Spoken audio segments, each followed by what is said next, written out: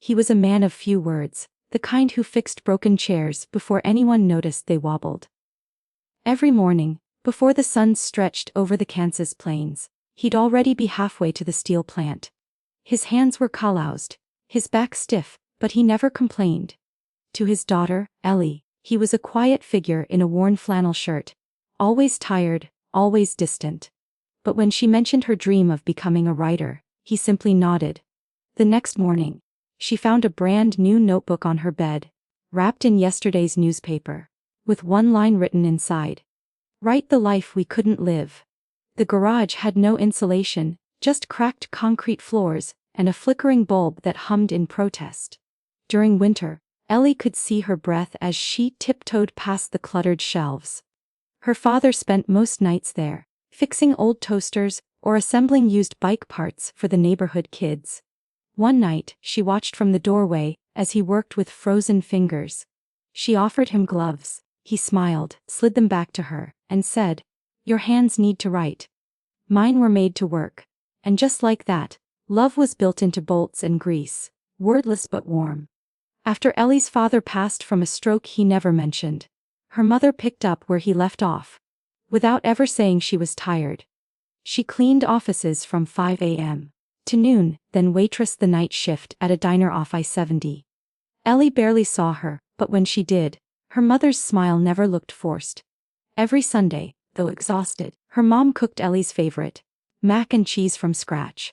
When Ellie asked why, she simply whispered, "Because love doesn't clock out." And so, sacrifice became their family recipe. Served hot, with tired hands and endless grace. It was supposed to be just another quiet Sunday. Ellie had set the table with paper plates and plastic forks. Her mom had promised she'd be home by 6. But when the phone rang at 5:43 p.m., the world paused. A co-worker called. There'd been a fall. The diner floor was slick, and her mother had slipped hard, fracturing her hip. Ellie rushed to the hospital, heart racing. As her mother lay in bed, groggy from painkillers, she reached for Ellie's hand and said, "I didn't want you to worry." That night, Ellie cried into her mom's apron, still smelling of coffee and sacrifice. After the fall, her mom promised she'd rest. Just for a few weeks, but bills don't wait for bones to heal. Within days, she was back on her feet, limping through double shifts with a cane and a clenched jaw. Ellie pleaded, "Please, just take it easy." Her mother only smiled and said, "If I stop, what happens to you?" It was a cruel kind of love. One that broke promises to herself, just to keep them to her daughter. And though Ellie hated it, she understood some people protect you not by standing tall, but by never lying down. Ellie was digging through the kitchen drawer for a pen when she found it. An envelope, yellowed at the edges, tucked beneath old receipts and expired coupons. Her name was written on the front, in her father's careful, slanted handwriting. Inside, a single sheet of lined paper. It read, "If you're reading this, it means I couldn't stay long enough. But know this, every hour I spent away was so you'd have the freedom to choose your hours. Don't waste it, kiddo. Fly." Ellie sat in silence, clutching a letter heavier than any goodbye she ever heard. On Ellie's birthday, her best friend invited her out to a steakhouse. White tablecloths, soft music, water poured from glass bottles. It felt like another world. She smiled through dinner, but her mind stayed home. That night she returned to a dim kitchen. Her mom had fallen asleep at the table, a pot of instant ramen cooling beside her, and a single candle melted into a cupcake wrapper. Ellie sat down, reheated the noodles, and whispered, This is the real feast. Because love isn't always filet mignon. Sometimes, it's a 0.69 bowl shared in silence, with everything that matters." The notice came in a plain envelope. Final foreclosure. The house Ellie grew up in, with its chipped porch and creaky stairs, was no longer theirs. Her mother stared at the paper for a long time, then quietly packed the photo frames before anything else. Ellie expected tears, maybe anger. But her mom just said, "Walls come and go. You're my home." They moved into a small rental across town, half the size but full of warmth. That night, on a mattress on the floor, Ellie realized some losses take your roof, but not your roots. The heater broke during the coldest February on record. the landlord didn't pick up. The space heater sparked out by midnight. Ellie and her mom layered on socks, hats, and every blanket they owned. But it wasn't enough. That night, they curled up on the couch, wrapped in one oversized quilt her grandmother had made decades ago. Her mom held her close and whispered through chattering teeth. "We're poor in comfort, rich in closeness." The wind howled outside, but inside, they survived. Wrapped not just in cloth, but in something far thicker, unshakable love stitched through generations. Ellie was accepted into her dream school. But the tuition bill was a mountain her family couldn't climb. She didn't tell anyone she planned to decline the offer. But her older brother, Marcus, found the letter. Weeks later, Ellie got an anonymous money order covering her first semester. She eventually discovered Marcus had sold his beloved pickup truck. The one he'd rebuilt with Dad before he passed. When she confronted him, he shrugged. "That truck won't change the world, but you might." It wasn't just tuition he gave her. It was permission to chase dreams they'd only ever whispered. Ellie scanned the crowd in her cap and gown, searching for one face. But her mom wasn't there. Not in the stands, not in the photos. Later that night, Ellie found her sitting on the couch, apron still on, eyes red from grease and exhaustion. She had taken an emergency shift when a coworker called out. Overtime that would pay for Ellie's textbooks next semester. "Sorry I missed it," her mother whispered. Ellie knelt beside her and said, "No, Mom. You made it possible. That diploma is yours too. Because some attend with applause, others show up with sacrifice." Ellie was 8 when she asked him, "Dad, why don't you cry?" He was fixing the sink, hands wet, back aching. He paused, stared at the rusted pipes, then replied, "Because if I start, I'm afraid I won't stop." She didn't understand then. But years later, after his funeral, as she found herself crouched under the same sink, replacing the same pipe, she finally did.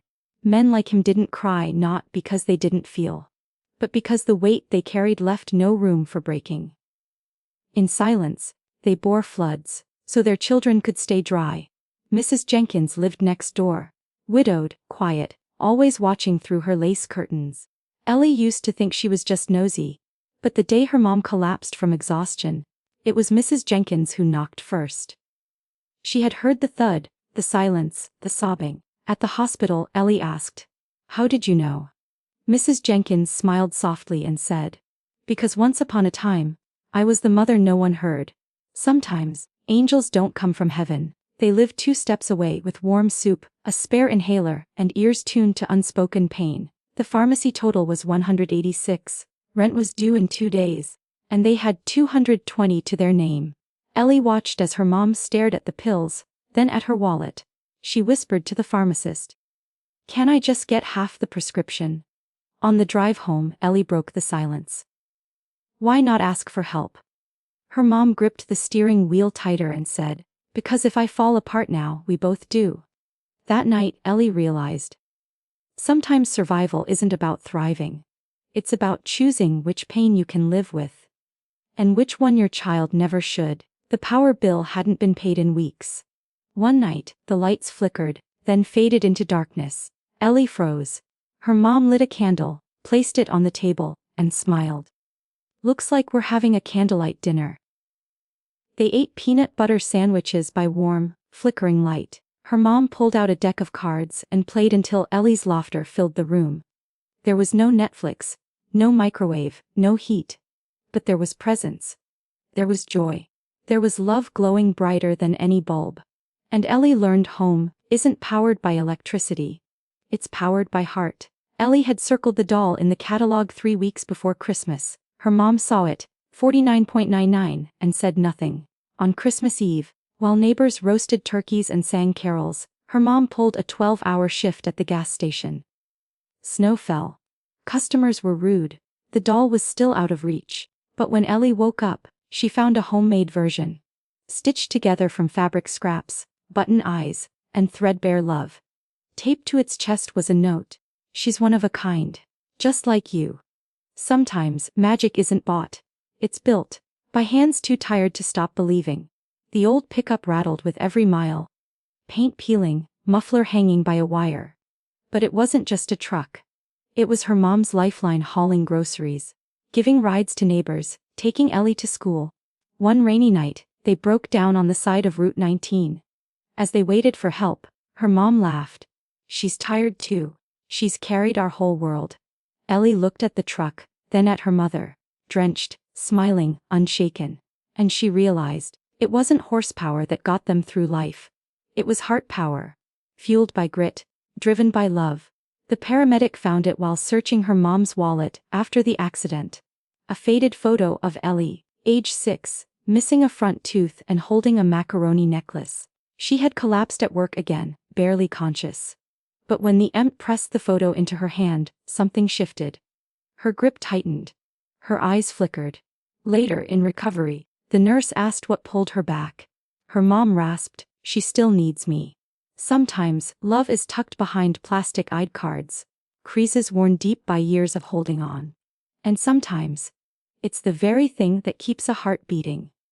Ellie had been chosen to speak at her college symposium, her first time behind a podium. The auditorium was packed. Her voice trembled as she began. But from the back row, behind the velvet curtain, her mother whispered, "You've already lived every word you're about to say." She couldn't be seen. Still in her cleaning uniform, too embarrassed to sit with professors. But Ellie knew she was there. Her confidence rose. Her story flowed. Because sometimes, the strongest support isn't in the front row. It's behind the scenes, whispering strength when the world's watching. For years, Ellie thought her dad had chosen overtime over birthdays, silence over connection, absence over affection. It wasn't until she read the final pages of his old journal, hidden inside a shoebox, that she saw the truth. "I'm missing moments so she won't have to miss meals. One day, she'll understand. I hope I'm around to see it." He hadn't left her. He had given himself away. Piece by piece, until there was nothing left to take but the blame. Some departures aren't abandonment. They're quiet acts of love wrapped in sacrifice no child can see until they're grown. Grandma never said much. Stroke had taken most of her speech. But her eyes, they said everything. When Ellie visited during college breaks, she'd sit by her side, reading aloud old poems. Grandma would nod, smile, or blink twice. Her own secret language. One evening, Ellie broke down. "I'm not sure I can keep going," she whispered. Grandma reached for her hand, squeezed it, and looked at her with eyes full of fire. No words, just conviction. And in that moment, Ellie knew strength doesn't always roar. Sometimes, it's silent, but impossible to ignore. In the mornings, her mom painted nails in a strip mall salon. Soft pastels, gentle hands, endless small talk. At night, she pumped gas in a station off the highway, reeking of diesel, fighting wind and fatigue. Ellie once asked, "How do you do both?" Her mom laughed. "One job makes us look good. The other keeps us alive." The smell of gasoline clung to her jacket, while flecks of pink polish dotted her cuticles. It was jarring, beautiful, true, because survival isn't always graceful. Sometimes, it smells like oil and shines like lacquered hope. Ellie opened her dorm fridge. Just a lone ketchup packet and a bottle of tap water. Her meal plan had run out. Her part-time job barely covered books. She stared for a while, stomach tight, then grabbed her coat to study at the library instead. That evening she got a text, checked the lobby. A bag waited there. Homemade empanadas, a box of cereal, apples wrapped in paper towels. Her mom had driven 2 hours, left it quietly and gone home. Because love doesn't always knock. Sometimes it delivers, quietly, when no one's looking, especially when you're hungry for more than food. Ellie received the package during finals week. No name, no note, just a return address scribbled out in thick black ink. Inside a warm knit scarf, a used coffee gift card with 7.82 left, and a small tin of homemade cookies. She knew immediately. It was her mom. Later, when Ellie called to thank her, her mom simply said, "You looked cold over the phone." Some gifts don't need ribbons. They carry fingerprints instead of price tags. Small acts of love, wrapped in instinct and sent without needing credit. Because mothers give, even when they don't sign their names. Ellie found out by accident. An old receipt tucked inside her mom's coat pocket. It listed cleaning supplies and the name of a storage facility. She followed the address one night and saw her mom inside, scrubbing floors under flickering lights. A third job, midnight hours, no mention of it, not once. Later Ellie confronted her. Her mom looked away and said, "If I told you, you'd try to stop me." Some sacrifices aren't hidden out of shame, but out of fierce protection. Because love sometimes wears silence better than praise. Ellie watched her mom circle the block again and again, doing deliveries for a food app late into the night. Her taillight was cracked, brakes squeaky, but she never missed an order. Each drop-off earned a few bucks, barely enough to cover the overdue utility bill taped to their fridge. When Ellie offered to help, her mom shook her head. "Your job is to study. Mine is to keep the lights on so you can." She drove with tired eyes and a full heart, proving that behind every wheel was a woman chasing time and beating it with love. Ellie's scholarship essay didn't list achievements or awards. It told the story of a woman who wore thrift store shoes, worked 3 jobs, and never missed a chance to say, "I believe in you." She titled it, "The Richest Woman I Know Has 14.27 in her bank account." A week later, the admissions officer called her directly. Voice shaky, eyes red. "We don't usually do this, but your full ride's been approved." Because sometimes, the most powerful stories don't come from podiums. They come from kitchens, laundromats, and love poured into every sentence. Ellie was heading back to campus. Her suitcase was patched, her shoes scuffed, but her spirit strong. At the Greyhound station, her mom didn't say much, just helped her carry bags, checked the time too often, and held her close when the bus pulled in. No speeches, no advice. Just one lingering hug, and a whisper. "Everything I couldn't give you, I poured into you." Ellie boarded, turned back, and saw her mom still standing there. Small, tired, unshakable. Some goodbyes are loud, others are whispered into shoulders, sealed with silence, and carried across miles like armor. They couldn't afford vacation, but on summer nights, Ellie's mom made magic with marshmallows, a dollar store lighter, and a rusted fire pit in the backyard. They'd sit for hours, legs tucked under blankets, watching flames flicker like hopes too shy to speak. "Tell me a dream," her mom would say. Ellie always answered, "To take you somewhere far one day." Her mom smiled and poked the fire. "We're already far, baby. Look where we started." Not all dreams wear price tags. Some glow in quiet backyards, fueled by imagination, toasted on patience, and shared under borrowed stars. Ellie passed the pawn shop every day on her way to the bus stop. One morning, she froze. In the dusty display sat her grandmother's wedding ring. Small, simple, engraved with faded initials. When she asked her mom, there was a long pause. "Rent was late. I figured love doesn't need a ring to stay real." Ellie scraped together her savings and bought it back. That night, she placed it in her mom's hand, no words needed, because sometimes, things come full circle. Not just jewelry, but dignity, devotion, and the promise that sacrifice never goes unnoticed. On Ellie's 11th birthday, the fridge was nearly empty. Just a half-gallon of milk, long past the date, and some wilting lettuce. But when she got home from school, the living room was filled with balloons. Blown up by hand, tied with yarn, taped to the walls. Her mom wore a paper crown from a fast food kid's meal, and held a cupcake with a single candle. They split the last egg to bake it. Ellie laughed harder that night than she had all year. Because joy doesn't check the expiration date. Sometimes, it rises from crumbs. And love that refuses to spoil. Ellie had stayed late helping a classmate with reading. The principal called home. Not for trouble, but to praise her. Her mom answered, breathless from rushing between shifts. When she heard the words, compassionate, leader, role model, she went quiet. That night, she left a note on Ellie's pillow. "They called you good. That means I'm doing something right." She didn't need medals or promotions. She just needed to hear her daughter was kind. Because for some parents, success isn't about what they achieve. It's who they raise, and how the world speaks their child's name. By her third visit in 2 months, the receptionist at County General didn't ask for her ed. She just smiled and said, "Hi, Miss Reyes, Room 214 again. Ellie's mom had been pushing herself too far. Dehydration, fatigue, borderline pneumonia. But still, she insisted. I just need rest. Don't fuss. The nurse patted Ellie's shoulder. She's tough. But even the strongest engines burn out. Ellie sat by the bed, watching the woman who raised her sleep for the first time in days. Familiarity in a hospital isn't normal. But when love costs health, the bills come quietly and repeatedly. Marcus, Ellie's older brother, had always been quiet about money. He took odd jobs after school, saved every dime, and never complained.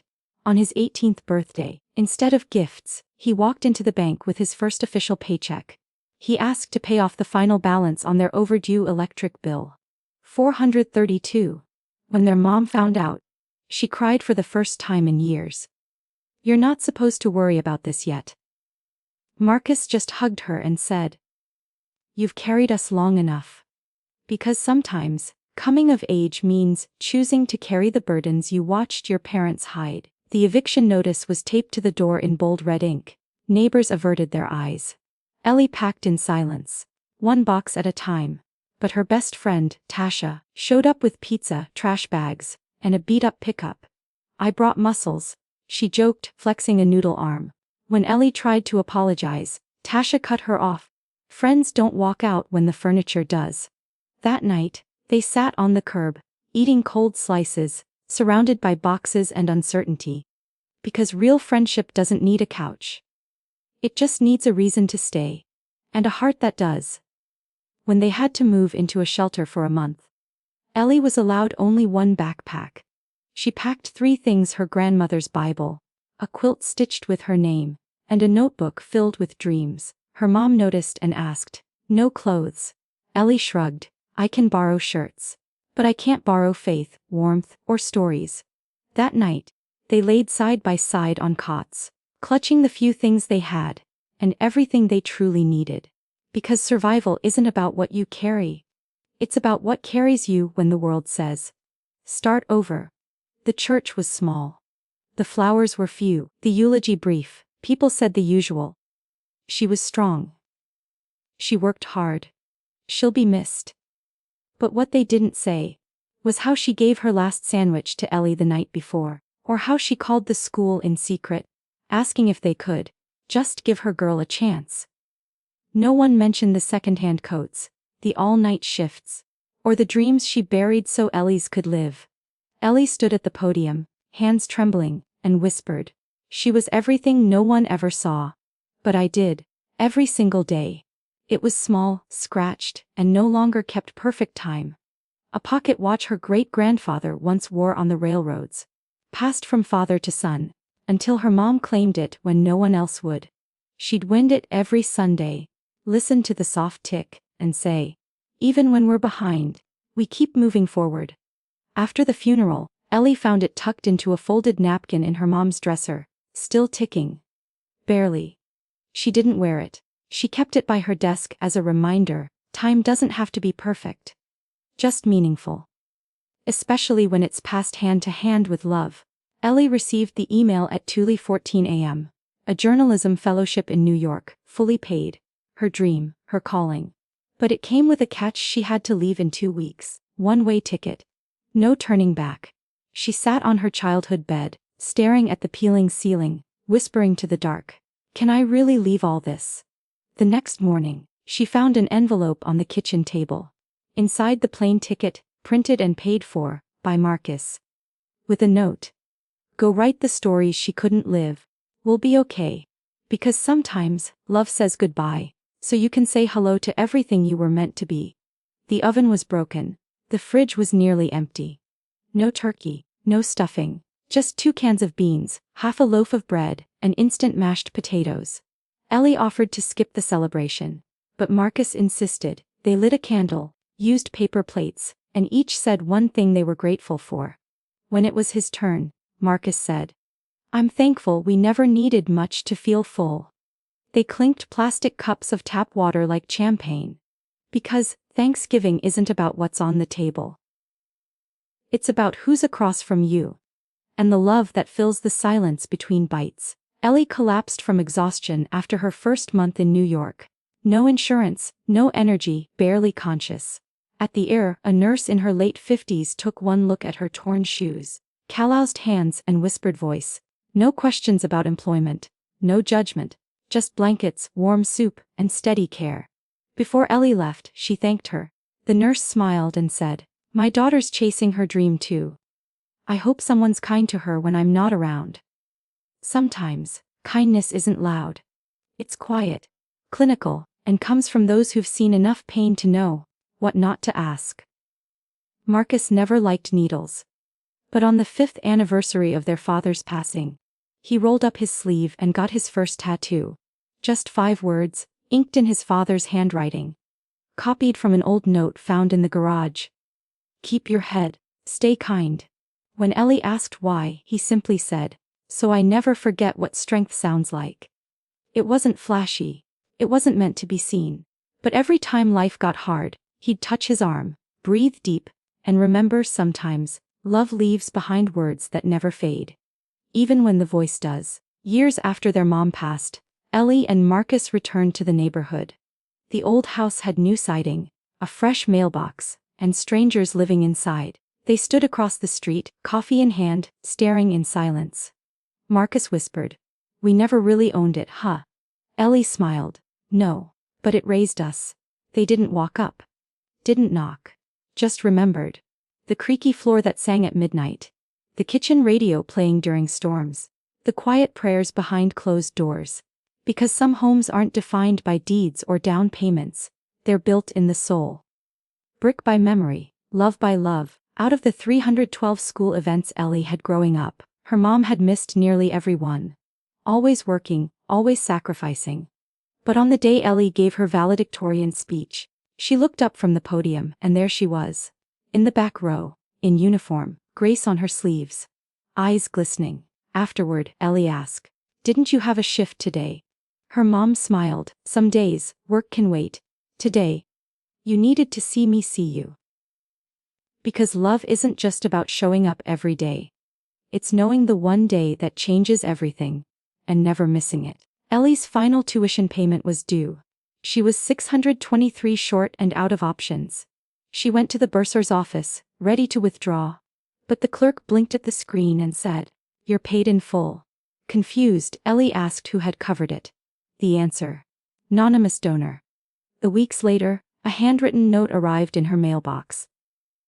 "Your mother once gave me a free haircut when I was homeless. Said I'd need to look sharp for better days. Consider this my tip." With interest. Because kindness never disappears. It echoes and sometimes, it pays tuition. Ellie inherited her grandmother's worn Bible. Pages curled, notes scribbled in the margins, verses underlined in fading ink. One night, while thumbing through the Psalms, she found a folded note tucked deep inside, in her mother's handwriting. "If you're reading this, it means I'm not there. But God is. And so am I. In the way you speak, the way you fight, the way you love." Ellie pressed the note to her heart and whispered, "You never left." Because some faith isn't just in scripture. It's in the hands that turned the pages, and the lives they quietly shaped. Love doesn't always shout, it often whispers.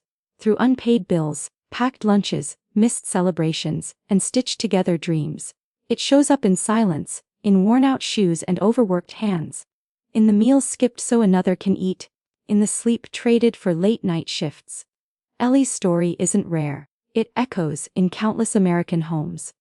Where parents carry weights without complaint. Where children grow up wrapped in quiet courage. Where sacrifice is not heroic, but expected. But what makes it extraordinary is that it was done without applause. There were no medals, no headlines, no viral posts. Just love. Raw, relentless, real. And now, as Ellie builds a life shaped by everything given up for her, she carries that legacy forward. Not in grand gestures, but in the small, sacred choices. Because love like that doesn't disappear. It multiplies. And the greatest inheritance we ever receive is the example of someone who gave everything, so we could become anything.